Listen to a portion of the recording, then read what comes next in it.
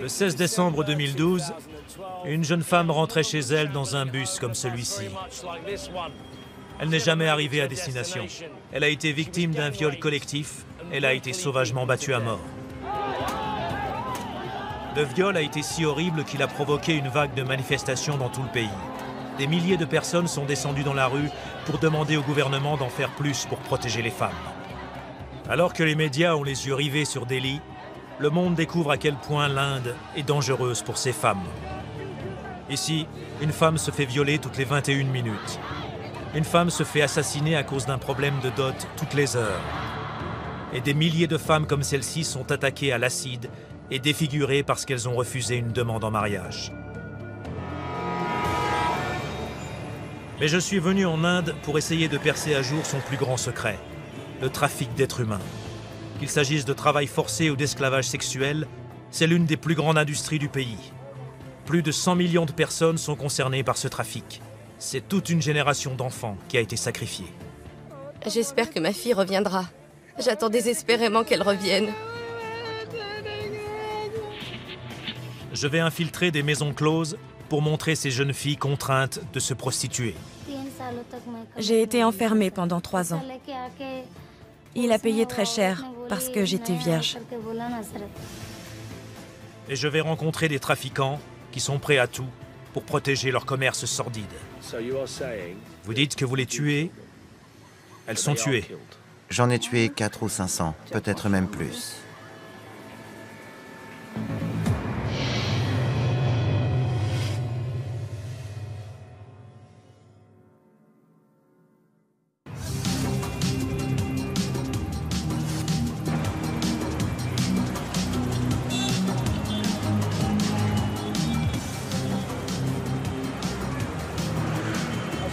Je suis à Mumbai, la place financière de la plus grande démocratie du monde.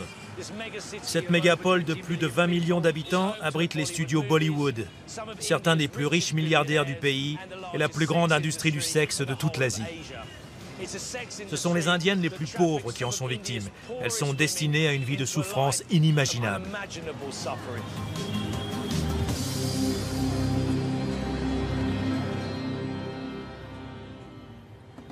L'ampleur du trafic d'êtres humains en Inde est difficile à mesurer. Selon des sources gouvernementales, plus de 100 millions de personnes seraient concernées, ce qui représente près de 10% de la population. Je veux savoir qui sont les victimes de ce business cruel et d'où elles viennent.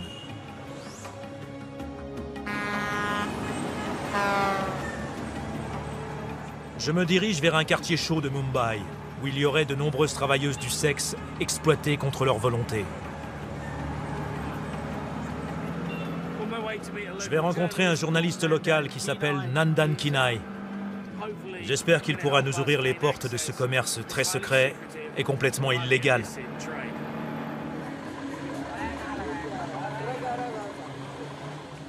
Nandan, c'est difficile de s'introduire dans cette industrie du sexe qui pèse des millions de dollars ici à Mumbai. C'est quasiment impossible, parce que ce business est dirigé par toutes sortes de criminels qui sont protégés par les politiciens d'ici et les autorités locales. Ça représente énormément d'argent pour beaucoup de gens très importants. Ouais. Et en fin de compte, ceux qui en souffrent, ce sont les plus démunis qui se sont fait entraîner là-dedans. Il y a énormément de femmes qui se font exploiter et embrigader de force.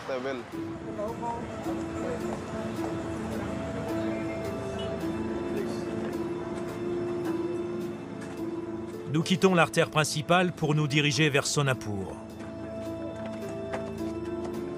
C'est l'un des nombreux quartiers chauds de Mumbai où vit principalement la classe ouvrière.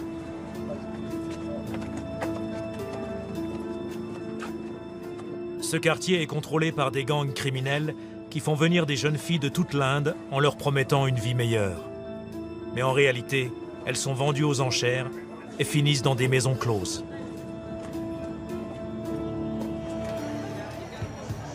La plupart de ces femmes sont des prostituées et elles sont incroyablement méfiantes à l'égard de la caméra.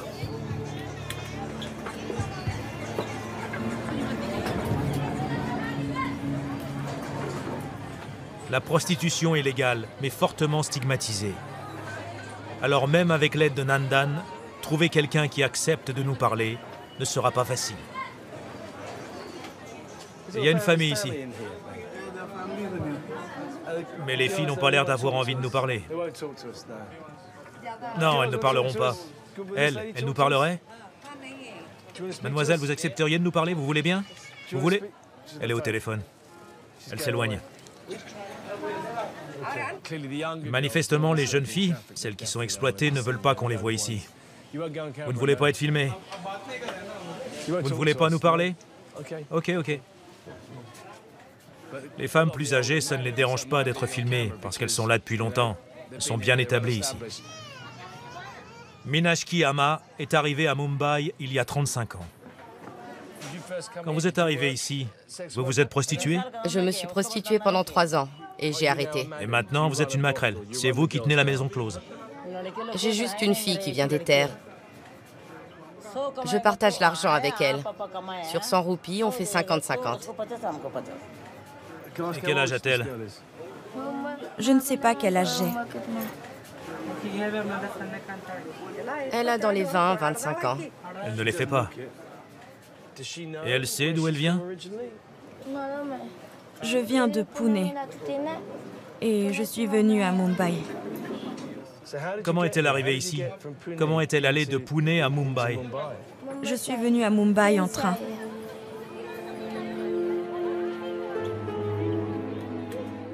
Mais juste au moment où j'allais obtenir des réponses sur ce trafic, l'ambiance s'est mise à changer. Arrête de filmer. Manifestement, les proxénètes ne veulent pas que les filles répondent à mes questions. Et les filles ne veulent pas qu'on fasse fuir leurs clients. Tout à coup, les gens se mettent à courir.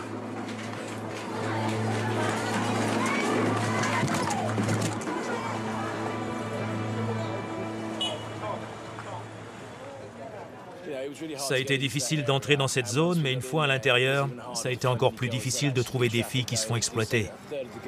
On m'a dit qu'un tiers des filles qui travaillent ici ont été vendues. Ce qui m'a le plus bouleversé, c'est cette jeune fille, qui est clairement atteinte de troubles mentaux. On a appris qu'elle avait eu au moins 6 clients ce soir. Et elle vend son corps pour 30 centimes d'euros.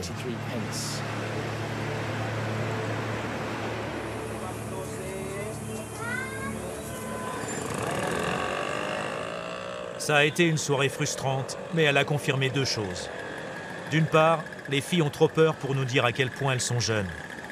Et d'autre part, ce n'est pas avec une équipe de tournage que je réussirai à les approcher.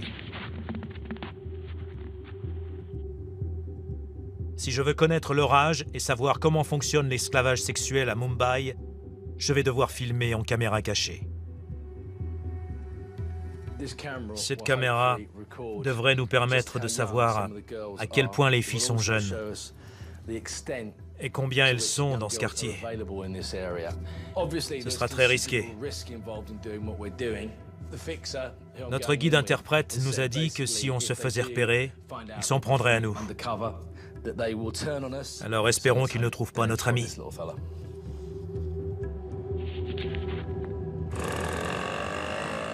Je me rends à Kamatipura, le quartier chaud le plus ancien de Mumbai et le plus grand d'Asie. Ce quartier a la réputation d'exploiter des enfants. Malgré les tentatives pour éradiquer ce trafic, en 2012, le gérant d'une maison close a été arrêté pour avoir exploité un bébé de 2 mois.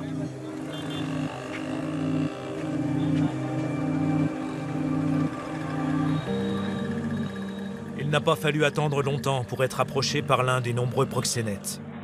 Tu veux une petite fille? Ouais. Jolie et jeune. Elles sont toutes jeunes. Ah oui? Ils m'emmènent dans plusieurs maisons closes. Ils allument la lumière de façon théâtrale et plusieurs filles s'alignent devant moi, offrant leur corps pour moins de 6 euros. On me dit qu'on force les filles à prendre des stéroïdes pour que leur poitrine se développe plus vite. Mais sous le maquillage et les talons hauts, beaucoup semblent très jeunes. Il faut marcher sur plusieurs kilomètres pour comprendre l'ampleur de ce commerce. Il y a 13 autres rues comme celle-ci, avec des centaines de maisons closes qui proposent des milliers de filles. La plupart d'entre elles ont été kidnappées et viennent de toute l'Inde. Ça vous plaît pas? Je cherche autre chose. Je ne peux pas m'empêcher de me demander combien de kilomètres elles ont parcouru avant de finir à Mumbai. J'en ai vu assez, ça va aller. Je vais leur dire que je pars. T'es sûr que c'est bon?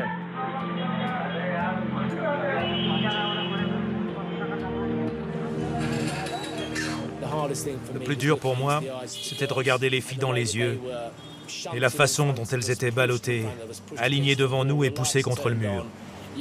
Quand ils allumaient les lumières, on savait qu'elles avaient été placées dans le noir ou qu'elles venaient d'avoir des rapports sexuels avec un client. La peur dans leur regard me hantera très longtemps.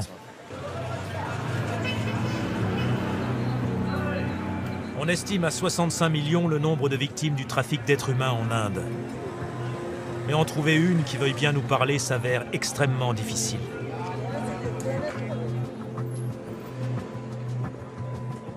À force d'efforts, nous apprenons qu'une femme qui a été exploitée étant enfant est prête à nous raconter son histoire. J'espère que cette femme est derrière la porte et qu'elle va nous expliquer comment elle a été victime de ce trafic à 12 ans.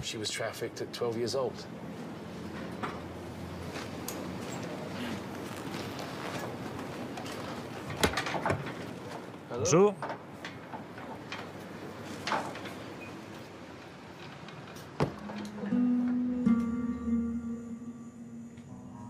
Il y a 15 ans, Rajashri vivait à des centaines de kilomètres de là, dans un village près de Bangalore. Comment êtes-vous devenue une prostituée? J'étais toujours à l'école quand j'ai été amenée ici. On m'avait promis un emploi de laveuse de bouteilles, alors j'étais d'accord. Mais ensuite, j'ai été vendue dans ce commerce dégoûtant. Ils m'ont enfermée dans une pièce et les clients ont commencé à arriver. C'est là que je suis devenue une prostituée. Vous avez 12 ans, et cette femme vous enferme dans une pièce. Vous vous souvenez du premier homme qui a passé la porte? Vous vous rappelez? Ils lui ont dit que j'étais vierge. Alors il a payé très cher. Et vous étiez vraiment vierge? Je n'avais jamais eu de rapport sexuel. Dans mon village, c'était tabou. Ils m'auraient tuée et jetée dans une rivière. Vous aviez combien de clients par jour? 10, parfois 15 par jour. Et la nuit aussi. J'ai été enfermée pendant 3 ans. À cet âge-là, on est censé jouer avec ses amis plutôt que d'être forcé à travailler. Ils m'ont volé mon enfance. Aujourd'hui, vous voyez encore des filles qui ont l'âge que vous aviez à l'époque et qui ont été enfermées comme vous. Ce genre de choses arrive encore aujourd'hui? Ça ne cessera jamais. C'est ignoble qu'un être humain puisse traiter une enfant de 12 ans de cette façon. Il l'a sûrement déshumanisée.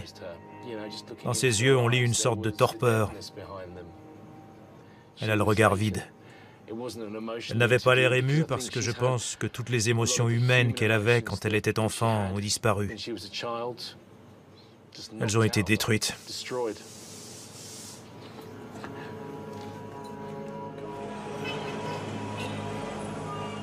Malheureusement, l'histoire de Rajashri n'en est qu'une parmi des millions dans un commerce qui pèse des millions de dollars. La plupart de ces pauvres filles ont été vendues ou kidnappées dans des zones rurales pauvres et on les oblige à travailler dans un réseau de maisons closes à travers tout le pays. Mumbai, Delhi, Bangalore et Chennai. Je me rends dans le Bengale occidental, l'État qui fournit le plus de filles de tout le pays. Il y en a tellement qui viennent d'ici qu'on appelle cette zone la source.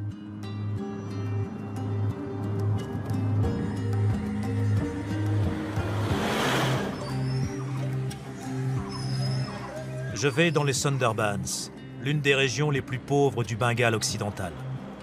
La région se trouve à cheval entre l'Inde et le Bangladesh. Ici, la plupart des habitants vivent de la pêche à la crevette ou du travail dans les fours à briques. On estime que près de la moitié d'entre eux vivent sous le seuil de pauvreté. Cette région, incroyablement pauvre, est réputée pour la beauté de ses jeunes femmes. Ces deux facteurs en font un terrain de chasse idéal pour les trafiquants. Certains villages ont été si touchés que dans chaque famille, il manque une fille. Je suis avec le docteur Gangopadhyay, qui mène des recherches sur le trafic d'enfants dans les Sundarbans. Ici, il manque des dizaines de milliers de filles, parce que c'est une région pauvre et frontalière, ce qui facilite le trafic des enfants. Et très peu de familles signalent la disparition de leurs filles. On en retrouve certaines, mais en règle générale, on ne sait pas ce qui leur est arrivé.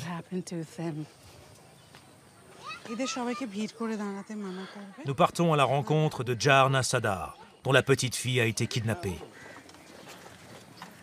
C'est votre fille? Ça fait 1 an qu'elle a disparu. Que s'est-il passé? Je travaillais dans les champs. Je ne sais pas comment ils l'ont eue.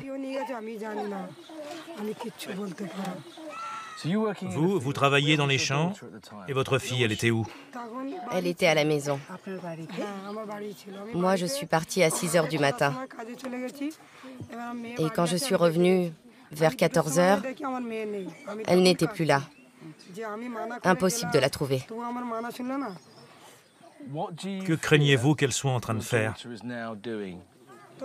J'ai peur qu'elle ait été vendue. Je ne sais pas ce qui la force à faire.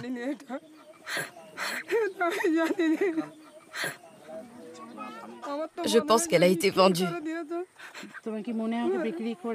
Quoi d'autre? Qu'est-ce que ça pourrait être d'autre que le trafic sexuel? Qu'est-ce que ça pourrait être d'autre? C'est une question très difficile, mais vous pensez que vous reverrez votre fille? J'espère que ma fille reviendra.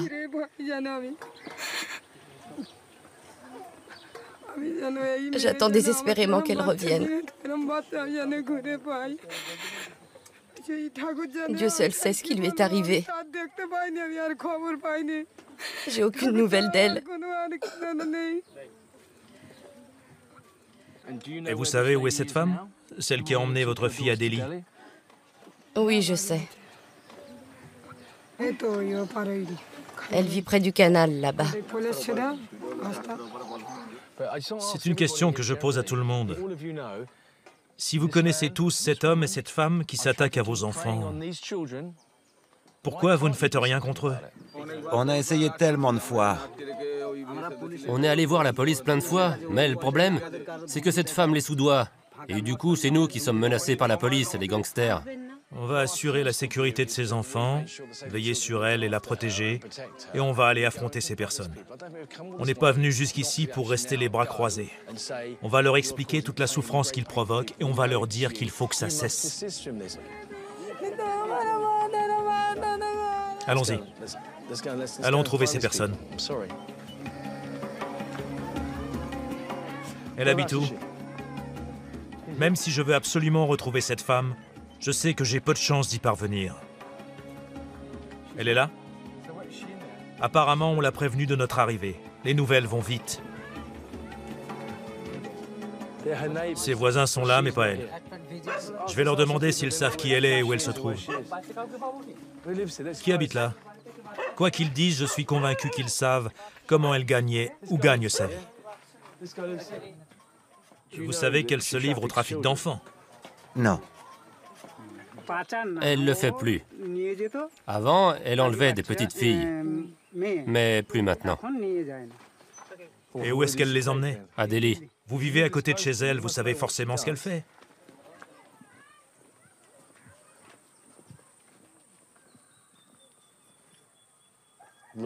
Personne ne dit rien.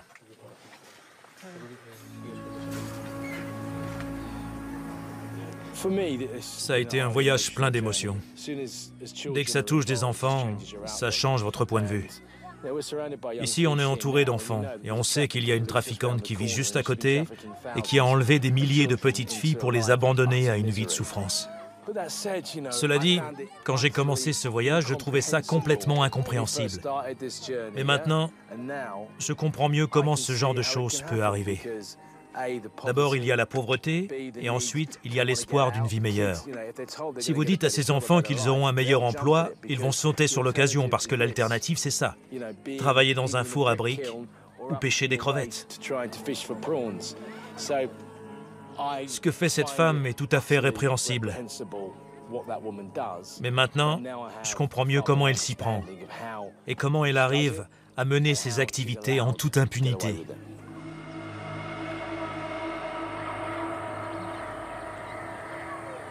Une fois que les trafiquants ont réussi à emmener leurs victimes loin des Sundarbans, très peu d'entre elles reviennent. La plupart ont trop peur pour même envisager de s'échapper. Comme dans beaucoup de campagnes indiennes, cette région est très traditionnelle et le sexe en dehors du mariage est complètement tabou. Une fille qui a travaillé comme prostituée, même si elle y a été obligée, sera couverte de honte, ostracisée, voire tuée. C'est l'un des tours les plus cruels des trafiquants. Enlever des villageoises et les forcer à se prostituer, sachant que le village et leur famille ne voudront plus jamais d'elles.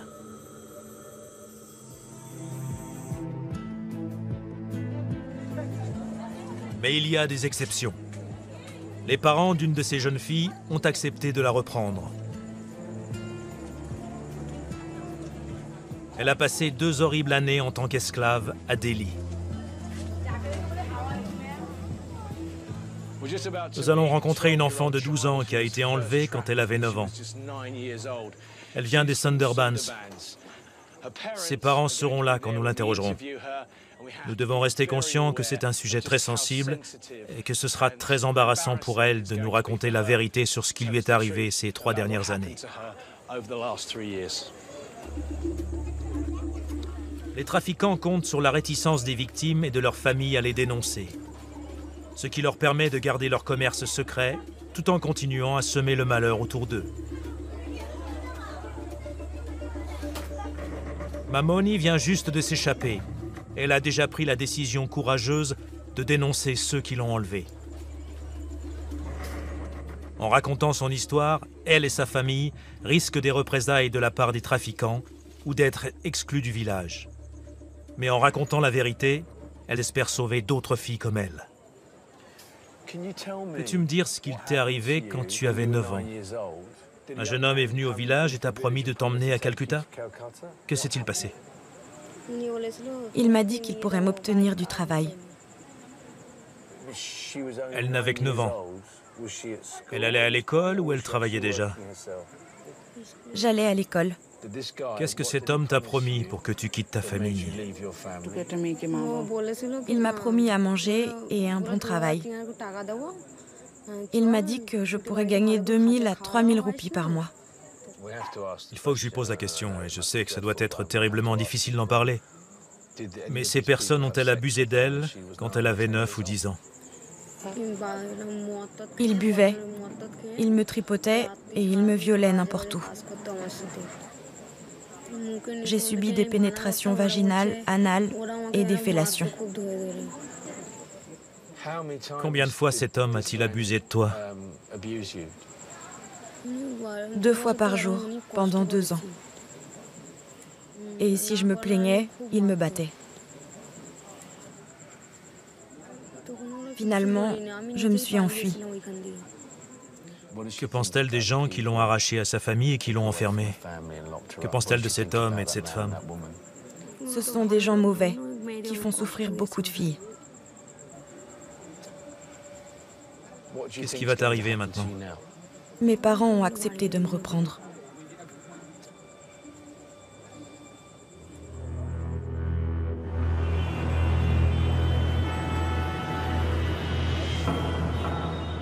La plupart des filles enlevées dans les campagnes arrivent ici.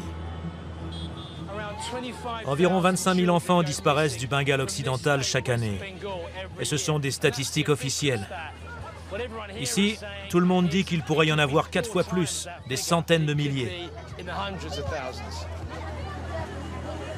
Les chiffres sont choquants.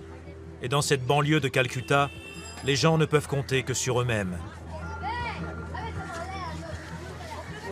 Ses habitants sont majoritairement musulmans. Ce quartier est l'un des plus pauvres de la ville.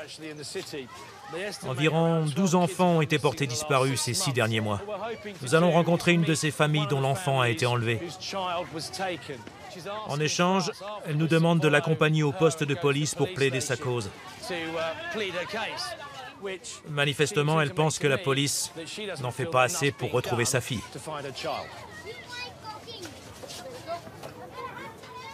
Bonjour, comment ça va? Merci d'avoir accepté de nous parler. Depuis combien de temps votre enfant a disparu?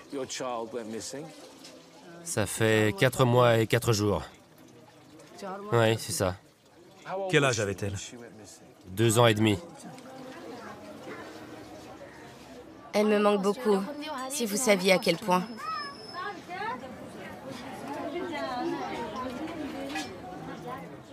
Je suis vraiment désolé de ce qui vous arrive.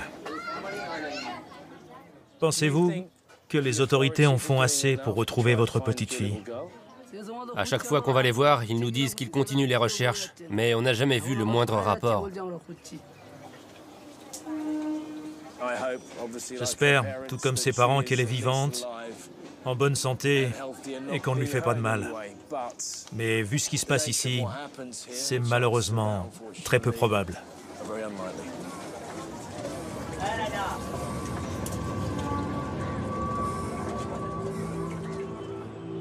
Il est temps de quitter les ruelles étroites de la banlieue pour aller dans le centre-ville et affronter la police.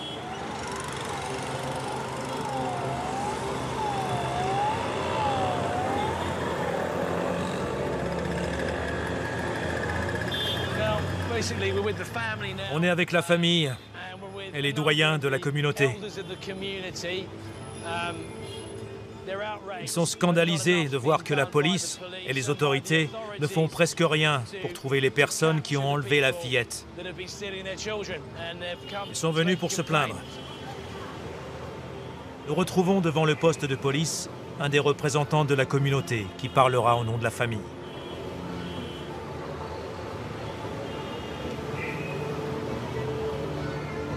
La caméra tourne.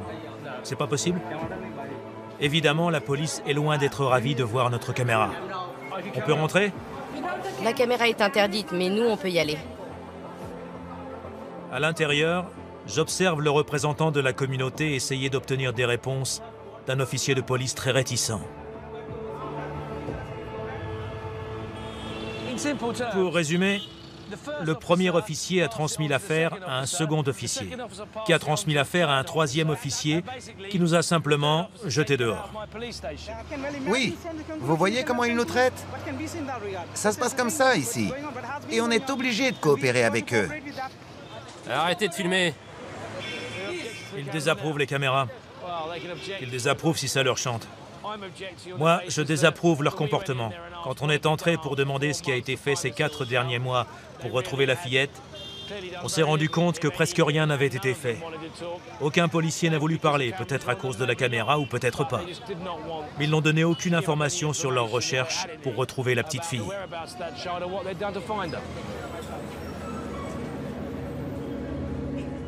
Le manque d'intérêt et l'indifférence générale des autorités font clairement partie du problème.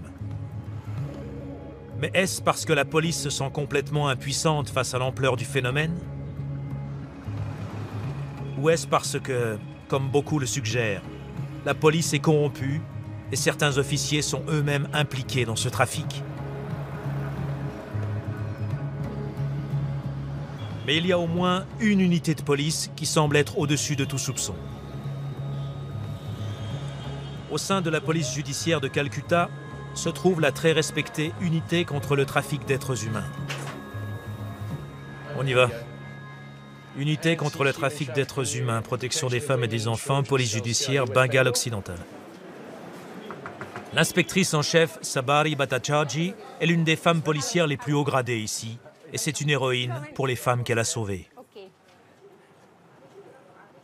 Combien de personnes travaillent pour vous? Nous sommes seulement 13 au sein de la police judiciaire. 90 millions d'habitants au Bengale occidental et 13 policiers pour s'occuper du trafic d'êtres humains. Oui, Vous manquez cruellement d'effectifs, non? bien sûr, nous faisons face à un sérieux problème de sous-effectif. Vous avez combien d'ordinateurs? 1, 2 et 3. Comment ces filles sont-elles achetées et vendues? En général, elles sont vendues par des proches, le frère du frère ou la belle-sœur du frère. D'abord, ils se procurent la fille, puis ils l'emmènent à la gare ou à l'aéroport, où elle passe dans d'autres mains. Elles sont déplacées, vendues et parfois pire. Certaines sont même tuées, non? Oui, dans ce secteur, une fille se faisait exploiter. J'ai mené moi-même l'enquête et je n'ai retrouvé d'elle que 3 bouts d'os. Et c'est tout ce que vous avez trouvé? Dans certaines provinces, on accuse la police de travailler activement avec les trafiquants. C'est vrai? L'implication de la police est un problème très grave. Donc ça arrive. Oui, dans toutes les professions, il y a de la corruption, mais il faut la combattre. Bien sûr. Il faut la combattre, et c'est ce qu'on fait. À l'évidence, cette inspectrice s'investit dans son métier. Elle est passionnée et elle veut à tout prix traduire ces criminels en justice. Mais elle manque cruellement de moyens et elle travaille dans un pays où le système judiciaire est quasiment paralysé.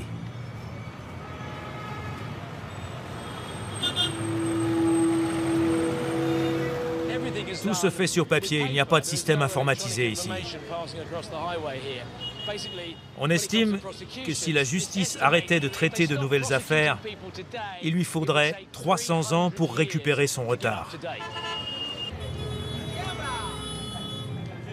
Depuis que je suis en Inde, j'ai réussi à rencontrer de nombreux acteurs de ce trafic d'êtres humains, les victimes, leurs familles et les enquêteurs. Mais ceux que je veux rencontrer plus que tout, ce sont les trafiquants.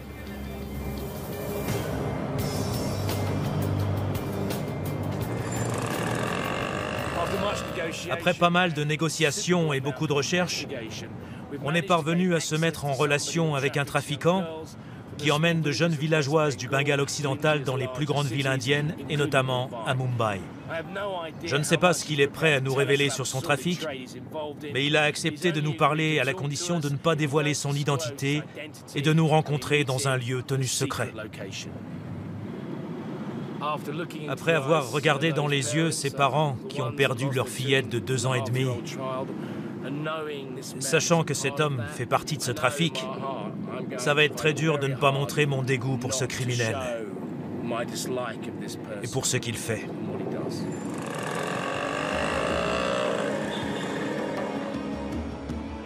J'imagine que c'est un moyen pour lui de conserver son anonymat, mais nous n'arrêtons pas de tourner en rond. Après 2 heures de route en dehors de Calcutta, on nous dit de terminer à pied. Cet homme a l'air extrêmement méfiant et nous avons dû faire des pieds et des mains pour le rencontrer. Nous sommes dans une zone très rurale. Le trafiquant utilise un pseudonyme, Khan. Il est très riche, très riche. Et apparemment, il possède des appartements à Delhi et à Calcutta. Et il en possède plus d'un. Il fait passer son commerce pour une agence de recrutement.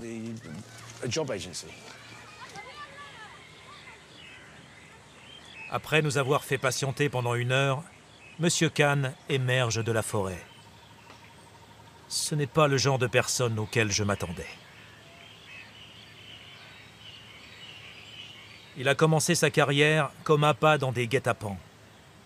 Il faisait croire à de jeunes filles qu'il allait les épouser, et une fois en ville, il les vendait. Aujourd'hui, plus de 75 trafiquants travaillent pour lui, et il fait l'objet de plus de 25 enquêtes pour différents délits. Mais il n'a jamais été poursuivi pour ses crimes. J'aimerais savoir combien de filles il a vendues Et depuis combien de temps il est trafiquant? Je fais ça depuis 7 ans. Combien de filles? J'en ai vendu 3 ou 4 000, peut-être plus. Comment vous choisissez les filles que vous allez vendre? On va dans les communautés pauvres, souvent musulmanes ou tribales, et on cherche de vraie beauté. Puis, on vend les filles aux enchères et elles partent au plus offrant. Une fille se vend combien aux enchères?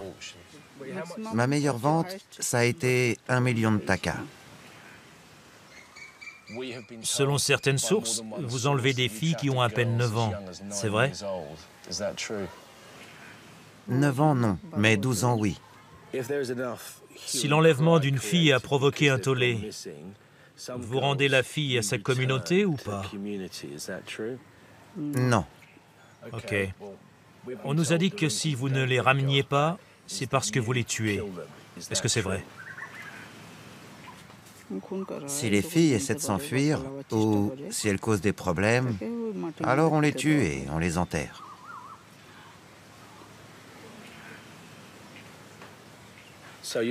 Alors vous êtes en train de me dire que vous les tuez? Elles sont tuées? Oui. Si les policiers qu'on soudoie ne peuvent pas se charger de l'affaire, si c'est la police judiciaire qui s'en occupe, alors on tue les filles. Donc vous tuez des filles. Vous savez combien vous en avez tué? On ne les compte pas. Dans les 400 ou 500. Il dit qu'il est responsable de la mort d'au moins 400 jeunes filles.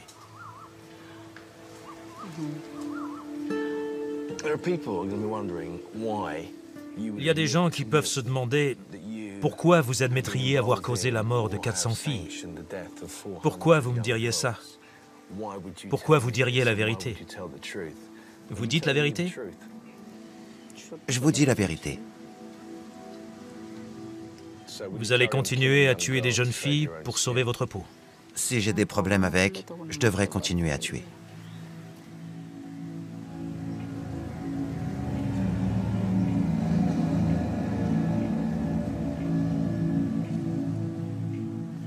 J'en ai fini avec lui, je vais le tuer. Ça va? Ouais, ça va, ça va.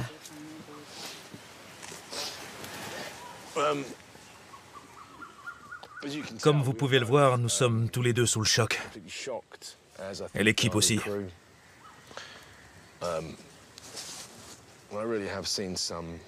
J'en ai vu et entendu des choses depuis que je fais cette émission.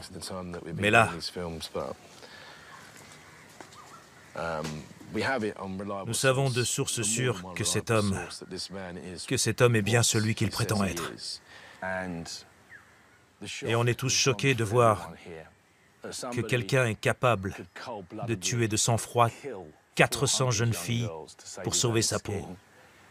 De dire que c'est lui ou elle et qu'il est prêt à tuer encore.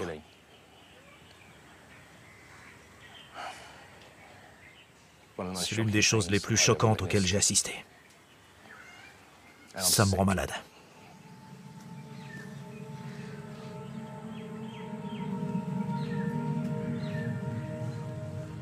Je n'aurais pas dû le laisser partir.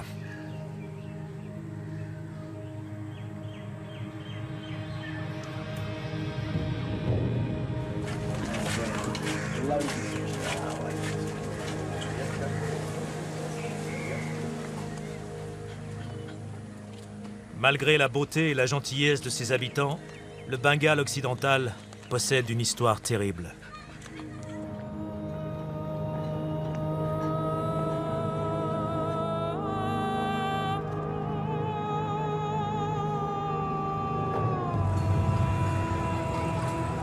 Les filles sont emmenées à des milliers de kilomètres de leur village, dans des villes à travers toute l'Inde. Beaucoup finissent dans les rues de Mumbai. Pour moi, c'est juste une escale avant mon retour. Mais la plupart de ces filles ne partiront jamais d'ici. Beaucoup sont amenées ici de force. Elles sont retenues captives jusqu'à ce qu'elles aient trop honte pour rentrer chez elles. Pour survivre, la plupart continuent à travailler dans l'industrie du sexe parce qu'elles n'ont pas d'autre choix. Pour moi, le plus tragique, c'est la fin douloureuse qui attend beaucoup de ces filles. Étant donné la nature de leur profession, elles courent tout le risque de devenir séropositives. À l'ombre des tours de Mumbai qui ont coûté plusieurs millions de dollars, une femme est étendue sous une bâche. Elle a le sida et la tuberculose. C'est le dernier chapitre pour de nombreuses femmes exploitées de ce pays.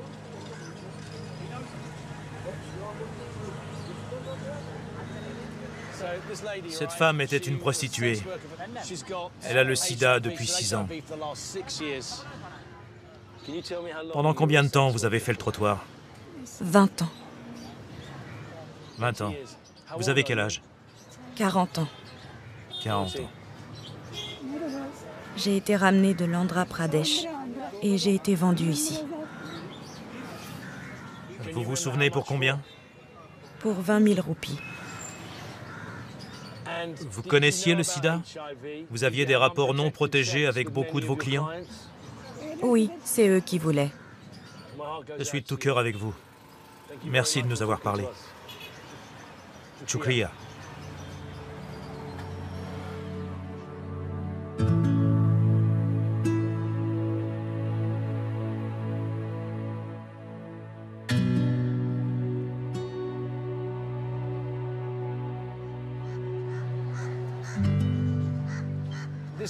L'Inde est le pays qui dépense le plus d'argent au monde dans les armes. Elle abrite plus de 55 milliardaires et elle alloue des milliards de dollars à son programme spatial. Ce que j'ai du mal à comprendre, c'est pourquoi un pays aussi riche ne prend pas soin des mères de la nation.